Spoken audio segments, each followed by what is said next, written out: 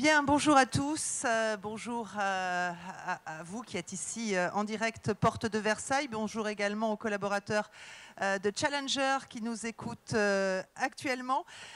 Merci de venir assister à cette série d'ateliers organisés par Bouygues Construction, d'autant qu'il s'agit réellement d'une première. Ce n'est pas franchement le genre de la maison d'être présent d'habitude dans ce type de salon. Si cette entreprise du CAC 40 a choisi de le faire, c'est que pour la première fois, dans l'histoire des conférences du climat, la parole, l'action d'entités autres que les États, comme les villes, comme les entreprises, va être prise en compte. Et cette contribution, elle a pour but d'atteindre ce fameux objectif des 2 degrés dont on parle tant. Alors Bouygues n'est ni un magicien, ni un vendeur de solutions, mais c'est plutôt un rassembleur, un rassembleur de modèles existants, de références qui ont fait leurs preuves et qui, combinés au savoir-faire Bouygues, peuvent faire bouger les lignes. Pour cela, il faut que la concertation avec les clients soit étroite, plus étroite que jamais. C'est pour cela que nous avons tenu à ce que ces clients soient représentés et que leurs paroles soient entendues dans l'ensemble de nos ateliers. Tout cela pourquoi ? Eh bien, évidemment, pour accéder à cette fameuse transition énergétique, mais aussi pour replacer l'homme au cœur des enjeux. Il s'agit bien de préserver l'environnement et l'homme. Si Bouygues construit, si Bouygues rénove, c'est non seulement évidemment pour faire du business, mais ce business n'aurait aucun sens s'il n'était pas au service de l'homme.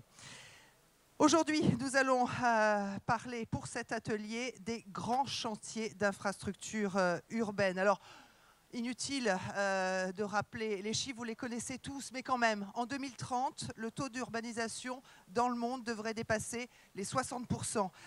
Pour l'instant, les villes concentrent 80% des émissions de gaz à effet de serre et 75% de l'énergie mondiale. La responsabilité des villes donc, face à ces enjeux climatiques est capitale. Depuis la conférence de Rio, vous le savez, il existe ce qu'on appelle des agendas 21 locaux et on en parlera tout à l'heure avec l'exemple de Nice où nous allons nous rendre grâce à la vidéo. Pour réduire leur empreinte écologique, eh bien, les villes ont impérativement besoin d'être non seulement repensées, mais également l'actualité récente, il y a 15 jours, c'est chargé de nous le rappeler. On ne peut pas construire n'importe comment, n'importe où, sans tenir compte des dérèglements du climat. Autrement dit, à quoi sert de construire un tunnel, par exemple, pour favoriser la mobilité durable si le chantier de ce tunnel ne tient pas compte de ces dérèglements climatiques et si les compteurs d'un chantier comme celui-là est plus énergivore que le résultat qu'il veut atteindre. Comment réduire les émissions des gaz à effet de serre des grands chantiers d'infrastructures urbaines, c'est le sujet de cette conférence. Et à mes côtés, pour répondre à ces différentes questions, Benoît Lange. Benoît Lange, bonjour. Vous êtes directeur commercial de Bouygues Travaux Publics, Grands Travaux France. Une description rapide de votre mission ? Oui, donc ma mission, c'est de gagner et de négocier les contrats pour Bouygues Travaux Publics en France. Bouygues Travaux Publics, c'est donc la filiale de Bouygues Construction qui est spécialisée dans les grands chantiers d'infrastructure. Notre métier, c'est de faire des tunnels, des ponts, des routes, des ports, et tout ça partout dans le monde. À votre côté, Michel Torrenti, je vous le disais en introduction, Bouygues s'attache à proposer une offre intégrée et pour cela, elle fait appel à des porteurs de solutions. L'IFSTAR en fait partie, l'Institut français des sciences et technologies des transports, de l'aménagement et des réseaux fait partie de ces outils de référence. Michel Torrenti, vous représentez l'IFSTAR, votre périmètre d'action ? Oui, bonjour. L'IFSTAR, c'est un établissement public du ministère du Développement durable qui fait de la recherche pour notre département, les matériaux de construction, les structures, donc les infrastructures. Et plus particulièrement, on travaille sur la durabilité, sur le recyclage, tout ce qui est réutilisation des matériaux, préservation des ressources, et sur les innovations dans le domaine des infrastructures. Voilà. Autre idée évoquée en préambule, je vous le disais, Bouygues s'attache à travailler en concertation la plus étroite possible avec ses clients. Le client, en l'occurrence pour cet atelier, nous amène chez lui à Nice. C'est en l'occurrence le directeur du fameux projet de tramway niçois, cette fameuse ligne 2 dont vous avez sans doute entendu parler, qui va permettre de traverser la ville d'est en ouest en moins de 30 minutes. Regardez ce que ça va donner.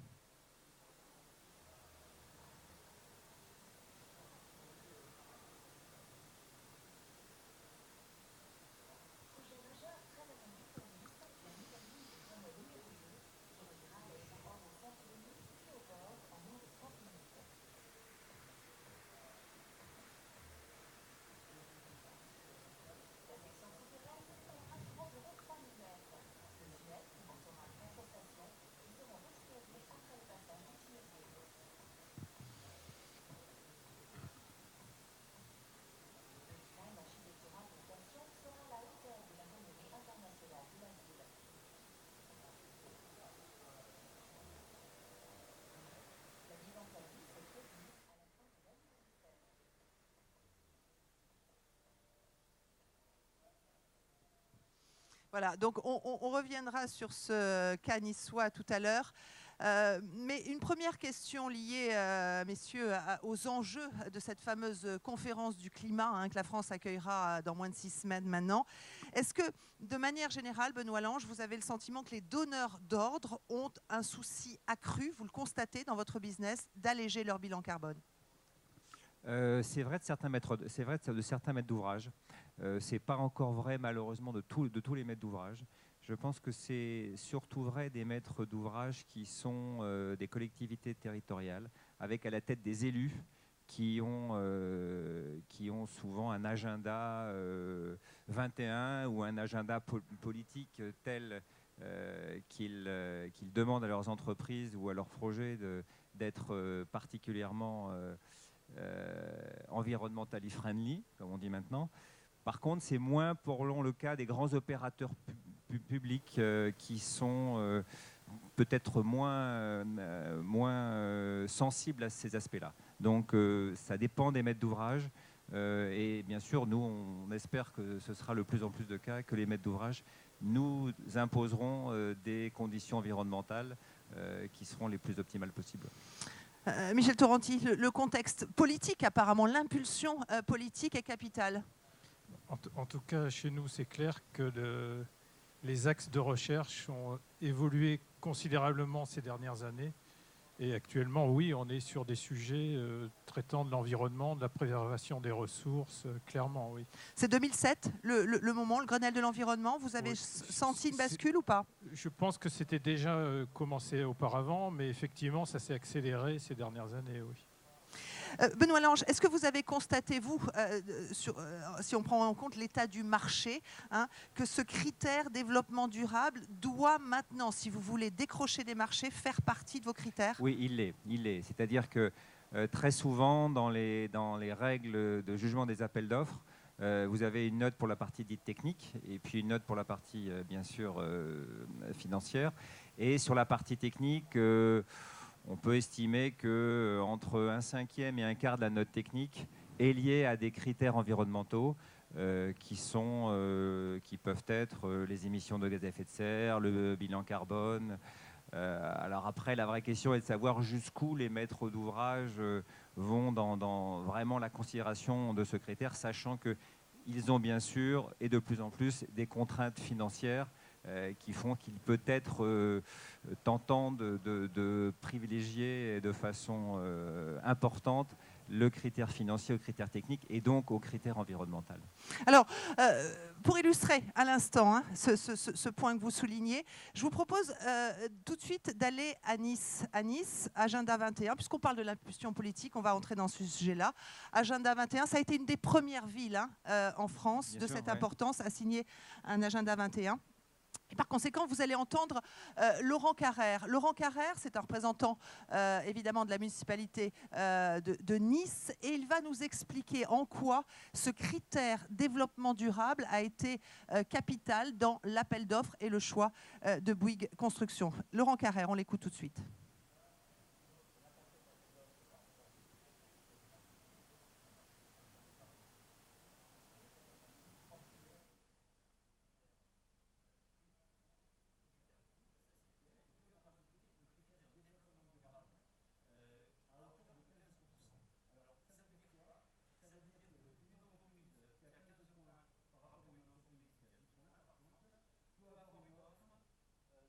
4 millions supérieur à l'entreprise qui a moins de points. Hein. Donc ça veut dire que la collectivité accepte de payer un peu plus cher son ouvrage parce que celui qui se propose de le faire propose des solutions particulières en matière de développement durable.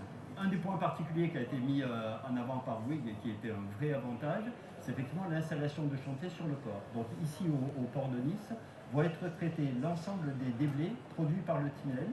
Ils vont être amenés par des canalisations, par voie liquide, donc complètement à l'abri des circulations en ville. Ici, les déblais sont séparés de l'eau et de la boue.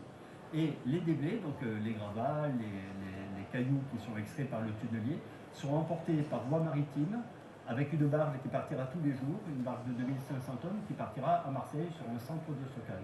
Ça représente à peu près 150 camions par jour qui ne vont pas tourner sur Nice avec ce transport maritime. Alors, vu d'ici, j'allais dire, Benoît Lange, on est devant le port de Nice. Super, le port de Nice. On le voit pas, on le voit pas ce chantier. Mais moi, j'ai des copains à Nice, et ils me disent quand même que ça fait pas mal de bruit, que ce chantier, il est quand même pas anodin. Donc, est-ce que il y a des éléments pour les rassurer sur ce chantier? On va entrer dans le détail, effectivement, de son apport, de ses innovations techniques. Mais concrètement? Écoutez, oui, enfin, je pense pas qu'il y a pour l'instant pas encore beaucoup de bruit parce que le tunnelier il arrive au mois de décembre et il commencera à creuser l'année prochaine. Effectivement, en ce moment à Nice, on fait un puits dans la rue Ségurane. Pour ceux qui connaissent Nice, c'est une des rues qui arrive au port. Écoutez, j'y étais à Nice vendredi après-midi, ça se passe plutôt pas mal. Les antiquaires qui longent la rue Ségurane, qui étaient un peu inquiets, sont plutôt satisfaits de la façon dont ça se passe. Et d'ailleurs, je pense qu'il faut mettre en avant les efforts de la communauté urbaine, le client, parce que très souvent, l'impact du chantier sur l'environnement, c'est un problème de ressenti, et le ressenti, il se maîtrise, et quand on prévient les gens, quand on leur explique ce qui va se passer, quand on les prépare, entre guillemets, ça se passe en général beaucoup mieux que lorsqu'il y a l'effet de surprise. Et je pense que pour l'instant, à Nice, ça se passe plutôt pas mal. Ça, c'est intéressant. Michel Torrenti, ce travail nécessaire d'information pour accompagner cette transition énergétique, elle doit se faire à destination des entreprises? Est-ce qu'elle ne doit pas se faire encore plus à destination des gens, de monsieur et madame tout le monde? Oui, alors on essaye, c'est pas toujours facile dans le domaine de la recherche de passer directement au grand public, mais effectivement on essaye d'avoir des actions dans ce sens-là. Mais pour l'instant on en a relativement peu. Quand même. Vous êtes ? On en a relativement peu d'actions vers le grand public. Et ne faudrait-il pas les développer, ces actions-là, finalement, puisque les clients finaux, c'est quand même les gens, c'est quand même les usagers? Tout à fait, on espère bien que nos sujets, ils intéressent la société en totalité, oui, bien sûr. Alors, pour rentrer dans le détail de ce fameux chantier niçois, vous avez compris, il s'agit pas simplement de construire une deuxième ligne de tramway qui fera 11 km 300. La métropole de Nice a fait effectivement le choix de construire un tunnel de 3 km 200. Oui, à peu près, oui. Les travaux ont débuté en mars dernier. Les travaux ont débuté en mars dernier. Les premiers travaux ont consisté à faire un puits dans lequel on fera passer le tunnelier pour que celui-ci puisse commencer son creusement. Et le creusement va commencer en mars de l'année prochaine. Alors, en gros, ça sera finalement une livraison qui est prévue pour... Alors, la livraison du projet total est prévue 2017 ou 2018. En tout cas, pour notre partie à nous, puisque nous, Bouygues, nous ne faisons que la partie de l'infrastructure qui concerne le génie civil. Et derrière nous, bien sûr, il y a des gens qui viennent installer des rails et qui viennent mettre des équipements électriques pour que l'ensemble puisse fonctionner. Alors, le tramway, effectivement, proprement dit. Alors, juste une question. Pourquoi ne pas avoir choisi une solution de surface? Écoutez Laurent Carrère. Pourquoi c'est important? Le voyageur, il est comme tout consommateur, il a le choix entre différents modes de transport. Si on veut qu'il prenne le tramway, c'est pas seulement par choix écologique que ça existe, mais c'est aussi parce que c'est un moyen performant. Donc il faut qu'il aille vite. Le centre-ville de Nice est très dense un carrefour tous les 50 mètres, des zones piétonnes. Donc là, c'est des endroits où un tramway à surface ira lentement. Ça peut avoir des intérêts dans certains cas. Ici, l'objectif de la ligne, cette performance de vitesse n'est pas compatible avec un tramway à surface. Donc en souterrain, le tramway va rouler à 70 km/h. On n'aura pas de conflit ni avec les voitures ni avec les piétons comme en zone piétonne. Donc effectivement, aussi gain de sécurité et surtout ce gain de vitesse. On a promis 26 minutes entre le port et l'aéroport. On ne pourrait absolument pas l'atteindre avec un aménagement au sol. Cette question de la performance, Michel Torrenti, pour servir la transition écologique, c'est ça qui nous explique Laurent Carrère. Hein. Il faut proposer aux Niçois finalement une alternative qui aille aussi vite que s'ils prenaient leur voiture. C'est important la performance pour passer d'un monde à l'autre ? C'est clair que s'il n'y a pas un moyen de transport performant, les gens choisissent autre chose, quoi. Donc fatalement, oui. Alors par contre, ce n'est pas du tout mon domaine de recherche, donc je ne vais pas pouvoir répondre en tant que chercheur. Moi, je réponds en tant que citoyen. Vous pouvez, non, quand même. Oui. Benoît Lange, est-ce que c'est quelque chose que vous rencontrez sur beaucoup de vos chantiers, cette exigence de performance ? Ah oui, bien sûr. Les clients ont une exigence de performance de leur système. Alors ça, en général, c'est plutôt la responsabilité des ingénieries qui conçoivent les systèmes. Et puis après, nous, on a une obligation de faire le plus vite possible, souvent le moins cher possible, et dans des conditions environnementales les plus optimales. Et c'est un vrai challenge. Alors challenge justement, de tous les jours, ouais. on va entrer dans le détail de ce challenge. Comment creuse-t-on un tunnel environnementalement responsable ? Comment ça marche ? Déjà, comment est-ce qu'on creuse un tunnel ? Alors, la plupart du temps, surtout dans les villes, pour creuser un tunnel, on utilise une machine qu'on appelle un tunnelier, qui est une sorte de grosse foreuse qui fait le diamètre du tunnel, donc environ entre de l'ordre de 10 mètres.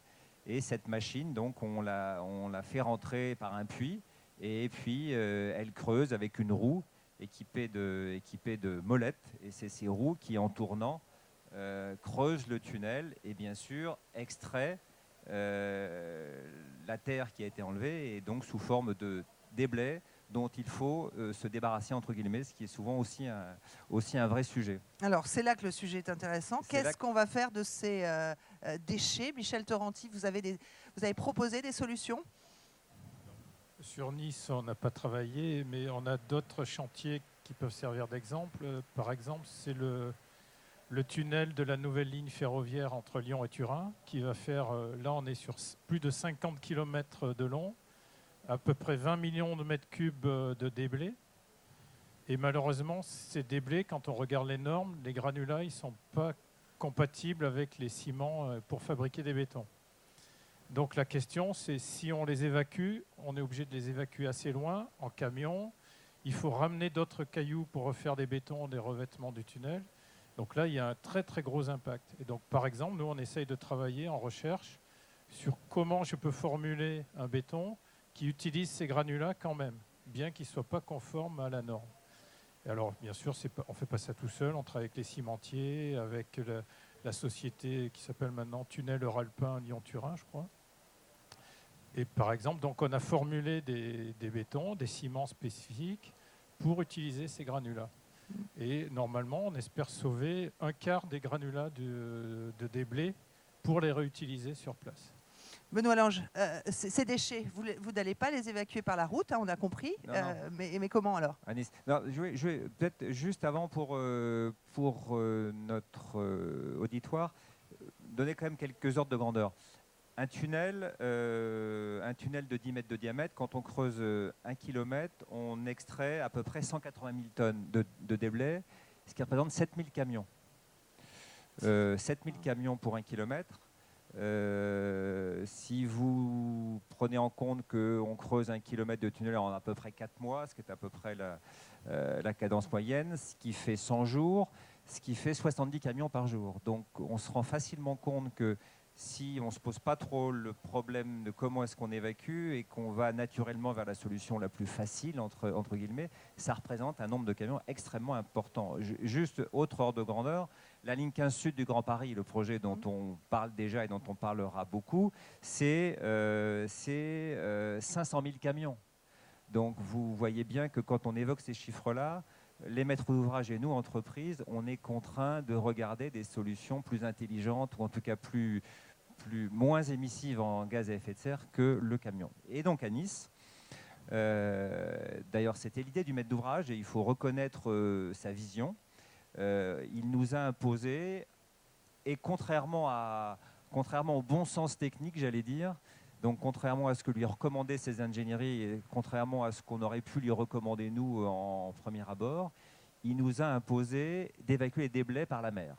C'est le donneur d'ordre qui vous a... C'est le donneur d'ordre qui nous a imposé d'évacuer les déblais par la mer, c'est-à-dire que ça a consisté à changer le sens de creusement du tunnel par rapport à ce qui avait été prévu au départ et par rapport à ce que tout technicien normalement constitué lui aurait suggéré. Et comment vous avez réagi? Comment ça s'est passé d'ailleurs? On a d'abord été surpris, on a d'abord dit la première réaction, ah mais pourquoi il fait ça, ça n'a pas de sens, ça a coûté plus cher, c'était plus facile dans l'autre sens. Et puis sous la pression du maître d'ouvrage qui nous a tout à fait démontré depuis le départ qu'il ne changerait pas d'avis, on s'est un peu creusé la tête. Et puis, comme toujours, quand on se creuse la tête, on a trouvé une solution. Et donc, on creuse le tunnel depuis le port de Nice. Donc, et on évacue les déblais, comme l'a expliqué Laurent Carrère dans la vidéo, on évacue les déblais par le port de Nice. Et donc, on a un trafic de barges qui emmène tous ces déblais vers un centre de valorisation à Fos-sur-Mer, où là, notre prestataire qui nous accompagne sur ce sujet les valorise selon différentes filières. Michel Torrenti, le chercheur que vous êtes doit jubiler quand il entend ça, quand l'intelligence humaine finalement aide le business à aller au-delà de ses limites. Je ne sais pas si c'est au-delà de ses limites. En fait, c'est que les limites ont changé. Je veux dire, avant, on s'interrogeait sur la résistance, sur minimiser les coûts. Maintenant, la réflexion, elle est plus large. C'est OK, je dois minimiser les coûts, mais je dois aussi préserver l'environnement, diminuer les émissions de gaz à effet de serre, sauver des matières premières, etc. C'est juste que le problème, il est un peu plus compliqué, je pense. Mais effectivement, d'un point de vue intellectuel, c'est intéressant. Benoît Lange, ça suppose, j'imagine aussi, un engagement à long terme. Il s'agit pas. Tout à l'heure, vous me disiez, les constructeurs du tramway vont prendre notre relais. Mais vous, Bouygues Construction, Bouygues Travaux Publics, vous allez devenir quoi après, une fois que ce tunnel sera creusé? Une fois que ça sera creusé, on a bien sûr des obligations de maintenance. Et puis l'engagement de long terme qu'on a, alors je ne sais pas si le client niçois, je en parle peut-être après dans une de ses interventions. Autre particularité sur ce sujet qui nous arrive assez fréquemment, c'est que non seulement on nous demande un bilan carbone, ce qui est à peu près le cas dans toutes les offres maintenant, un bilan carbone prévisionnel de ce que va émettre le chantier en gaz à effet de serre pendant la durée de sa construction. Et la particularité de ce client à Nice, c'est qu'en fait, on a l'obligation, en période de chantier, tous les 6 mois, de mettre à jour ce bilan carbone en fonction des réelles conditions d'exécution. Et on a la contrainte contractuelle d'avoir des émissions réelles inférieures aux émissions prévisionnelles qui sont dans le contrat. Donc une contrainte forte, mais qui est aussi là pour nous faire progresser. Quand je disais que finalement ce qui va être décidé à la conférence du climat, enfin en tout cas ce que l'on espère voir décidé à la conférence du climat est déjà appliqué dans le monde économique, puisque là il s'agit de surveillance, il s'agit de contraintes également contractuelles. Donc vous êtes finalement, vous les grandes entreprises, des laboratoires. Ça c'est une illustration finalement des ateliers et du thème qui nous occupe. On va si vous le voulez bien, retrouver Laurent Carrère à Nice pour parler effectivement de sécurité également des biens et des personnes. Les intempéries dont ont été victimes les Alpes-Maritimes il y a maintenant 15 jours, avec une vingtaine de morts à la clé, sont un signal d'alarme suffisamment inquiétant pour qu'on n'élude pas le sujet, le lien entre ces dérèglements du climat et ce que d'aucuns appellent la bétonisation à outrance des villes. Est-ce que l'intensification prévisible de ces phénomènes météo n'oblige pas les constructeurs contributeurs à penser leur chantier autrement. Avant de retrouver mes invités, je vous propose de retrouver Laurent Carrère. Comment protéger les biens et les personnes? La municipalité de Nice y a pensé et je vous propose de l'écouter. Dans la conception, on a pris en compte effectivement les évolutions futures. On s'était bien rapproché de Météo France pour connaître notamment par exemple les niveaux d'élévation de la mer qui peut être important et les phénomènes d'orage. Donc ça avait été effectivement pris en compte. Après, bien entendu, mais ça existe déjà au niveau de la ville de Nice et l'exploitant du tramway devrait être raccroché à ça. Il y a tout le dispositif d'alerte parce qu'effectivement ce qui est important, c'est de savoir à quel moment on doit prendre les mesures. C'est effectivement, je pense, les sujets sur lesquels on doit le plus progresser collectivement. C'est à quel moment il faut dire l'activité économique s'arrête, il ne faut plus circuler, tout le monde rentre chez soi et on se met en sécurité. C'est sur ces sujets effectivement qu'il va falloir progresser. Et là, l'exploitant de tramway va devoir mettre en place ça parce qu'effectivement, pour l'instant, sur la ligne 1, on n'a pas du tout ce cas de figure d'ouvrage sensible à une inondation. Benoît Lange, est-ce que lorsque vous avez, comme tout le monde, écouté la radio, regardé la télévision, vous avez flippé pour ce chantier niçois ou pour d'autres chantiers que vous avez finalement?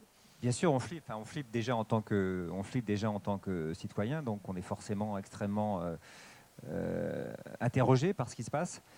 Sur nos chantiers, on flippe, mais on se dit aussi que des tunnels, on en fait en Inde, on en fait au Bangladesh, on en fait dans tous les pays qui sont frappés par des moussons et qui ont des conditions météorologiques qui sont malheureusement pour eux pires que celles qu'on a pu connaître sur la Côte d'Azur il y a une dizaine de jours. Donc ça veut dire qu'avec une conception appropriée, en prenant en compte des données d'entrée qui tiennent compte des conditions climatiques et de ces prochaines évolutions, on est capable de faire des infrastructures qui tiendront le coup, entre guillemets. Enfin, je pense que Laurent Carrère en a parlé. C'est vrai aussi, là, on est en train de construire un port en France.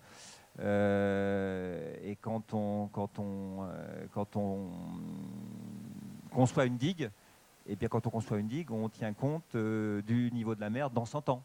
Et donc, on prend des hypothèses sur quelles seront les évolutions du niveau de la mer pour concevoir un ouvrage qui est censé affronter les changements climatiques qui nous attendent sur les 50 ou 100 ans à venir. Mais on continue à construire beaucoup. Comment vous, même en tant que citoyen, pas seulement en tant que représentant de Bouygues Construction, comment vous réagissez à ces alertes de bétonisation à outrance? Est-ce qu'au sein de Bouygues, on réfléchit à ça, à construire autrement, finalement? Construire autrement,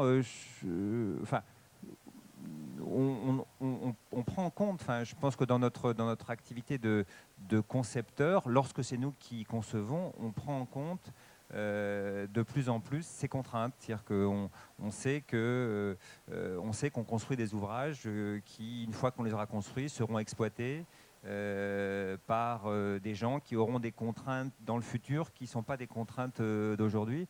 Et notamment en termes de coût. On prend de plus en plus le coût de l'ouvrage sur sa durée de vie, c'est-à-dire que ce n'est pas uniquement le coût de construction, mais c'est aussi son coût de construction plus ses coûts de maintenance. Et donc, effectivement, on se projette de plus en plus dans notre... pas uniquement dans notre rôle de constructeur sur un chantier qui durera 3, 4 ou 5 ans, mais dans un rôle plus global. D'ailleurs, puisque de plus en plus, dans certains marchés qui sont des marchés qu'on appelle de concession ou de partenariat public-privé, on est l'exploitant de l'ouvrage pendant 20 ou 25 ou 30 ans. Et donc, on est naturellement obligé de se projeter dans la durée sur toute la vie de l'ouvrage. Michel Torrenti, est-ce que l'organisme de conseil finalement que vous représentez pour des entreprises comme Bouygues tient compte également de cette alerte climatique, de cette intensification des phénomènes climatiques? Il y a beaucoup de sujets de recherche effectivement liés à l'impact du changement climatique sur les infrastructures, sur la ville en général, ça c'est clair. Alors je ne sais pas si ça s'adresse plus aux entreprises que plutôt aux maîtres d'ouvrage et aux collectivités territoriales, parce qu'en fait c'est un problème d'échelle et notamment c'est un problème de gestion des risques, de résilience de la ville en cas d'événements climatiques ou autres. On peut penser par exemple à un séisme ou des choses comme ça. Et donc ça, c'est des sujets, c'est sûr, qui dépassent, je pense, l'entreprise et qui intéressent vraiment les collectivités territoriales. Et oui, c'est des sujets de recherche actuels. Oui. Alors, pour la dernière partie de cet atelier, moi, tout à l'heure, je vous demandais, Louise, que je suis demandé comment creuse-t-on un tunnel. Est-ce que vous réfléchissez à l'heure qu'il est à les creuser autrement et avec d'autres outils, finalement? Est-ce qu'il y a des recherches qui sont menées aussi de ce point de vue-là? À des recherches, Jean-Michel parlera des recherches plus fondamentales. Nous, chez Bouygues, c'est bien sûr de la recherche appliquée. Oui, on a un programme en cours, d'ailleurs qu'on nomme, on a notre programme le tunnel 2.0 et puis le tunnel 3.0. C'est-à-dire C'est-à-dire comment on fera un tunnel dans 2 ans et comment on fera un tunnel dans 10 ans. Et donc, on a une équipe importante de gens chez Bouygues, on a environ 80 personnes qui travaillent à temps plus ou moins partiel pour réfléchir à comment on construira un tunnel dans quelques années et notamment comment on évacuera moins de déblais. Et une idée, une de nos idées, alors qui est encore une idée qui reste bien sûr à être mise en application, c'est comment finalement creuser la juste section. Parce que on creuse un tunnel actuellement avec une section circulaire parce que les outils dont on dispose ont des sections circulaires. En général, on a besoin d'une section en fer à cheval plutôt, donc avec un plat en dessous. Et c'est se dire comment on peut avoir une machine qui creuse une section en fer à cheval qui évite finalement ce qu'on fait actuellement, c'est qu'il y a toute une partie de ce qu'on extrait qu'on est obligé de re-remplir pour retransformer un cercle en section de fer à cheval. Donc ça, c'est un des axes de développement. Le second axe de développement, qui est peut-être plus immédiat, c'est comment réutiliser directement les déblais qu'on extrait et c'est ce que disait Jean-Michel tout à l'heure, comment réutiliser les déblais qu'on extrait pour les remblais naturels dont on a besoin à l'intérieur du tunnel ou pour faire les matériaux de construction qui vont servir à construire la structure interne du tunnel. Donc pour éviter d'avoir à sortir ces déblais, les stocker et refaire des matériaux avec d'autres sables ou granulats qui viennent d'ailleurs. Michel Torrenti, donc est-ce qu'on peut avoir espoir que dans un avenir proche, ces outils que l'homme a mis au point soient moins mutilants pour l'environnement? Oui, de toute façon, les choses progressent. Par exemple, sur les chaussées, maintenant, quand on refait les couches de roulement des chaussées, l'enrobé, il est recyclé actuellement. Et par exemple, en recherche, on n'est plus à regarder ça, on est à regarder qu'est-ce qui va se passer quand on va recycler plusieurs fois ce matériau. Donc on essaye d'anticiper le fait que maintenant, ça c'est déjà rentré dans la vie courante, quoi. Les entreprises, quand elles refont la chaussée, elles recyclent le matériau. Sur les bétons, on a un projet national qui relie des entreprises, des maîtres d'ouvrage, des centres de recherche sur le recyclage des bétons. Par exemple, on va faire Grand Paris, ici, on va détruire pas mal de bâtiments, il va y avoir une grande quantité de béton de démolition.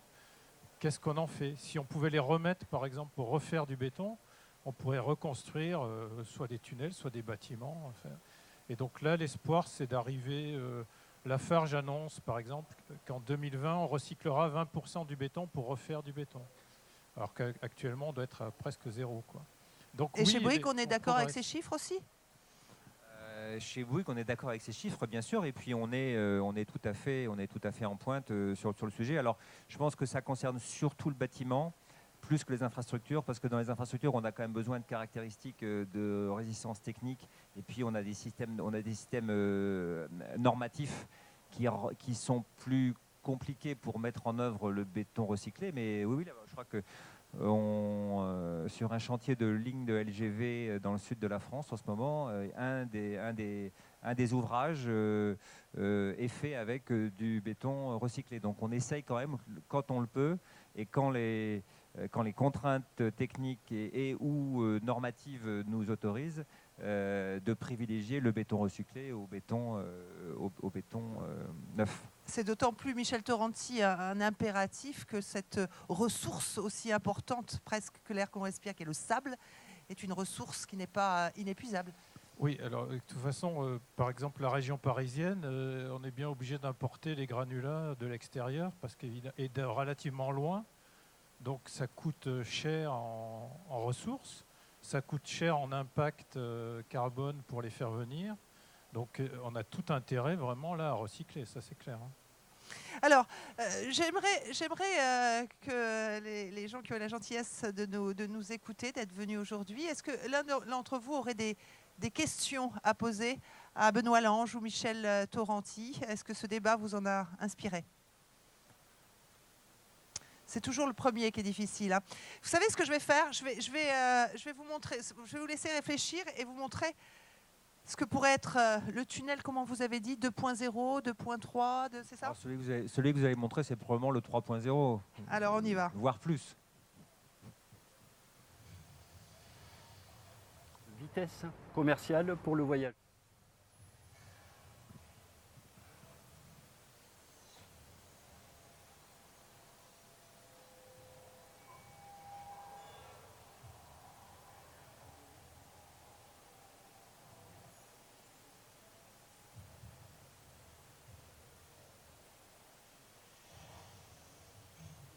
Voilà, c'est ce qu'on appelle un teaser, hein, c'est pour ça. Oui. Vous commentez peut-être ce petit teaser? Oui, c'est un film tout à fait prospectif, mais c'est un film qu'on avait montré dans une convention Bouygues dans laquelle on avait pas mal réfléchi en interne à comment on construira un tunnel dans 10 ou 20 ans et comment finalement on trouvera la juste section. Quoi, mais quand vous dites que vous réfléchissez en interne, moi j'ai vu des images de ces ateliers-là. Ah bah oui, oui. Ça fourmille d'idées apparemment. Ça brainstorm pas mal, oui. Ouais. On a fait ça, on a dû commencer il y a 1 an et demi ou 2 ans par un grand séminaire en interne. On avait réuni 80 personnes et en se disant, voilà, comment est-ce qu'on peut faire, quoi. Je crois qu'on s'est même donné comme objectif creuser 1000 mètres de tunnel par mois, ce qui est à peu près 3 fois, ce que je vous avais dit en ce moment, quand on creuse un tunnel, les cadences de creusement, c'est de l'ordre de 300 mètres par mois. Et on s'est fixé comme objectif, dans 5 ans, d'avoir des méthodes de construction qui nous permettent de creuser 1000 mètres par mois. Donc, c'est-à-dire 3 fois plus. Sachant que ça a aussi que moins les chantiers durent de temps et moins ils émettent de gaz à effet de serre. Donc même s'il y a un objectif bien sûr économique à ces projets de recherche et développement, très souvent l'économie rejoint l'environnement parce que des chantiers qui se passent vite et bien sont des chantiers qui sont beaucoup moins émissifs en gaz à effet de serre et en impact sur le climat. Et c'est en cela aussi que la culture ingénieure qui caractérise la French Touch, mais aussi la Bouygues Touch est importante. Oui, et puis et tout ça correspond à vraiment je ne sais pas si c'est un changement, mais à un comportement de l'entreprise et avec des processus. On a mis des processus internes en route pour s'assurer que l'entreprise globalement fait de plus en plus d'efforts dans le domaine de l'environnement. On s'est fixé des indicateurs, par exemple le nombre de commandes de chantiers qu'on prend avec des éco-variantes. Le pourcentage de gaz, le nombre de bilans carbone qu'on fait sur nos chantiers. Enfin bref, on a tout un tas d'indicateurs internes dans nos processus qualité au sens large pour nous inciter à faire des chantiers de plus en plus durables. Et je voulais aussi signaler, chose qui est assez rare, je crois, notamment dans les entreprises de construction, que Bouygues Travaux Publics, on est certifié ISO 50001. Qui est la nouvelle norme en matière environnementale. Et on est assez peu d'entreprises en France et je pense dans le domaine de la construction à avoir cette certification. Tout ça pour vous montrer que c'est pas encore complètement dans nos gènes, mais on espère bien que ça le sera extrêmement rapidement, que les contraintes environnementales et la performance environnementale de nos chantiers devra pour nous être aussi importante que la performance technique ou la performance économique. Benoît Lange, merci. Michel Torrenti, merci. Est-ce que avant de nous quitter, est-ce qu'il y a une question? Est-ce que je fais circuler le micro ou pas? Bah, c'est bien, donc ça veut dire que... Alors, soit vous êtes complètement ennuyé, ou alors on a été exhaustif. Je sais pas, j'hésite.